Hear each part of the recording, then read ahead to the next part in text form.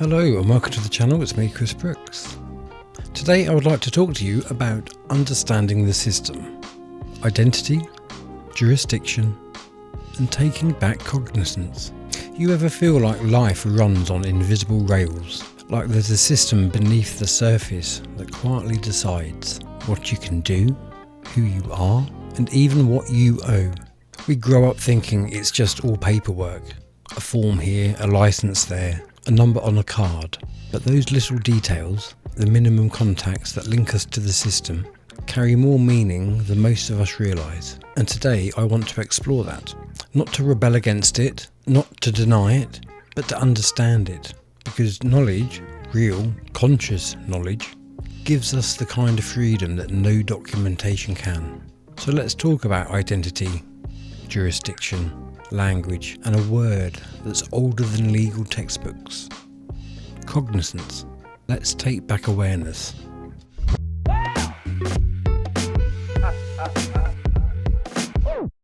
So when we talk about minimum contacts, what we're really talking about are the invisible threads that tie us to the administrative world. Your birth certificate, your national insurance number, a driver's license, a passport, the electoral roll. Each one is a contact point, a handshake between you and the system. None of these things are inherently evil. They help things function. They let us move, trade, travel, communicate. But when we start to believe that those documents are us, then that's when we lose something. Because you, the living man and woman who existed before paperwork, you had standing before you had a number. Minimum contacts are useful, but they're also a reminder. Systems recognise identities through symbols, not souls. And when we forget the difference, the system starts writing our story for us. Understanding that is the first step. Recognising which part of you belongs to the administrative world and which part is free to think, create and decide. Now let's move a little bit deeper to adhesion contracts.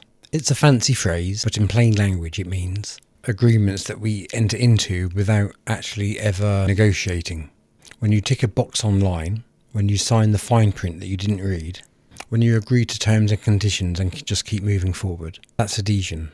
Most of modern life runs on that kind of silent consent, and maybe it has to, for things to work at scale. But if we never actually look at what we're agreeing to, become passengers instead of participants, and again, this isn't about rejecting the system, it's more about seeing it. Because once you see the pattern, you can decide consciously when you want to engage with the system and when you want to pause. And that's the key difference between compliance and consent. One is automatic, the other is aware. When we start to choose our engagements, even in a small way, the system has to meet us on equal ground. And now here's where it gets interesting. Jurisdiction. Most people think of it as the map. Who governs what, which court covers where. But there's another world, older and deeper. Cognizance. Cognizance means to know, to take awareness of something. And if you look closely, that's what jurisdiction really is. The act of taking notice. So ask yourself, what did you give cognizance to? What do you let define your boundaries? Sometimes systems gain power, not because they have it inherently, because we acknowledge their claim. In that sense, awareness is a quiet revolution. When we can start to say, I see what this is, without anger, without fear, just clarity, we shift the balance. We're not hiding, we're not fighting, we're standing. Cognizance isn't defiance, it's consciousness. And that is where the real authority begins. Language shapes how power moves. Every interaction with authority, whether it's official, a teacher, a police officer, start with words. Simple words. Picture this, you're standing at the side of the road. A police officer says, "Do you understand?" It sounds like a simple question, and I should imagine most of you know where I'm going with this. But for the newbies, welcome. But you have to ask yourself a question, what is really being asked here? Because it has two meanings. In our world, the English dictionary, it means to understand, means to comprehend, to grasp what is being said. In their world, Understand simply means, do you give me authority to stand over you?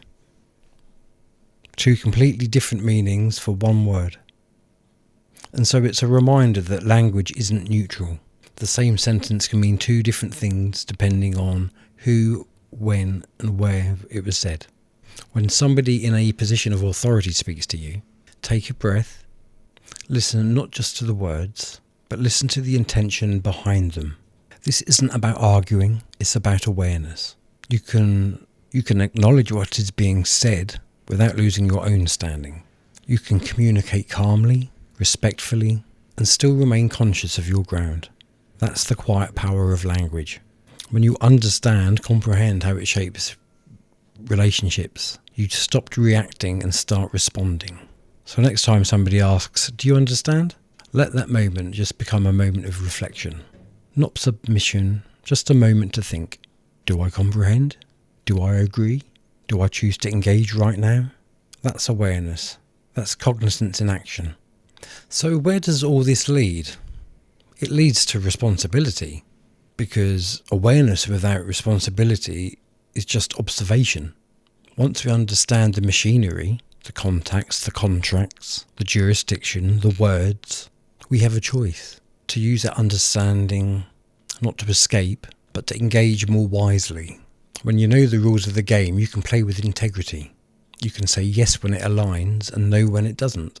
Not out of rebellion, out of clarity. And that's at the heart of it. Freedom isn't about cutting ties. It's about seeing them, choosing them, and not letting them define you or your worth. You are not a form. You are not a number. You're a being of awareness, capable of recognizing systems, learning their language, and staying sovereign in spirit, even without structure. That's the balance. That's what taking back cognizance really means. So as you move through your day, signing papers, ticking boxes, showing ID, remember, each of those is a small act of engagement, and you get to decide how consciously you take part.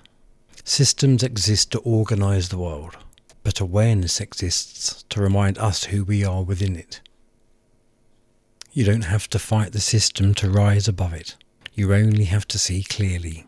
Because the moment you understand it, the moment you take cognizance, you step from confusion into coherence, from being managed to being mindful. And that, my friend, is the real standing. So let me know what you think in the comments. I'm sure you will. And look after yourselves. I'll speak to you all again soon. Bye for now.